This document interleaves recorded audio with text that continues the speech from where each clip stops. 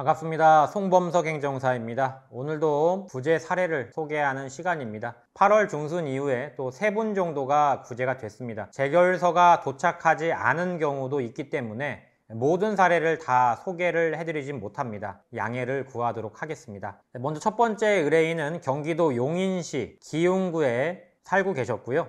이분 같은 경우에는 프랜차이즈 본사 영업직이었습니다. 저도 프랜차이즈를 좀 해본 적이 있는데 가맹점 관리를 많이 해야 되거든요. 슈퍼바이저라고 해서 관리를 하는 본사 직원이 따로 있습니다. 관리가 안 되면은 뭐 가맹점 자체가 장사가 안 되고 뭐 혼자 멋대로 해버릴 수가 있기 때문에 프랜차이즈 본사에서 움직이는 경우가 굉장히 많습니다. 이 지점 갔다가 저 지점을 이동을 해야 되는데 뭐 가맹점이 한두 개도 아닐 거고, 그러다 보니까 이분은 정말 면허가 절실했던 분이고요. 적발된 경위를 보면 대리운전은 부르지 못했습니다. 아마 정신이 없다 보니까 그냥 운전을 하셨던 것 같고요. 충분히 이 점에 대해서는 반성을 하셨습니다. 사실 다른 분들에 비해서 좀 농도가 높은 편이라 제가 좀 많이 걱정을 했습니다. 확률을 그렇게 높게 얘기를 안 했어요. 이분 같은 경우에는 또 이제 농도가 높다고 하면은 그 몇 프로냐라고 물으실 텐데, 그런 걸 제발 하지 마십시오. 왜냐면 농도가 똑같다고 해서 그 사람이 구제가 된다는 보장이 없잖아요. 예를 들어 제가 농도를 막 0.173인데 구제됐다고 얘기를 했다고 쳐봐요. 그러면은 그 농도 0.173은 다 구제가 되냐 이 말이에요. 농도가 높다는 거는 그냥 좀 불리했던 분이다, 이 정도 생각만 하시고, 거기에 대고 또 뭐 이게 댓글로 농도가 몇이었습니까? 뭐 어디 사시나요? 이분은 가족이 몇 명이었나요? 이런 거 물어보셔도 같은 사례는 한 건도 없으니까 그런 점은 그냥 이렇게 해서 구제를 받았구나 정도만 참고를 하시길 바랍니다. 그래서 실제로 이제 보시는 바와 같이 구제가 되셨고 110일 정지가 유지가 돼서 계속 영업직으로 일을 하실 수가 있게 됐습니다.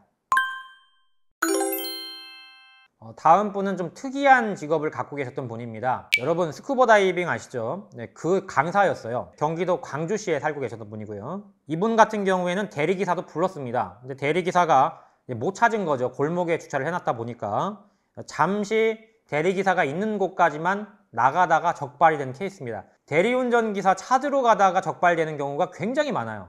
대리운전기사를 불렀으면 꼼짝하지 마시고 그 자리에 있어야 됩니다. 여름이라 너무 더워서요, 겨울이라 너무 추워서요, 그러면 시동까지 거는 거는 음주운전이 아니에요.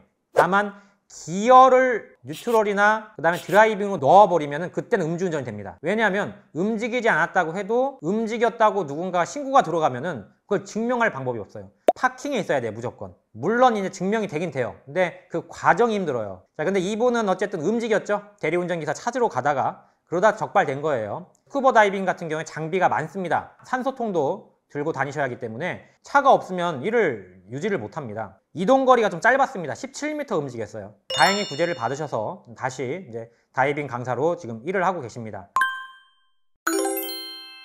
자, 다음은 충청북도 청주시에 계셨던 저희 의뢰인입니다. 자, 이분 같은 경우에는 이제 20대 분이셨고요. 건설회사 직원이셨고, 이분은 이제 대리운전을 부르긴 했는데 대리운전 기사가 오진 않았고 배차가 안 되는 바람에 오래 기다리다가 결국에 혼자 운전대를 잡은 케이스입니다.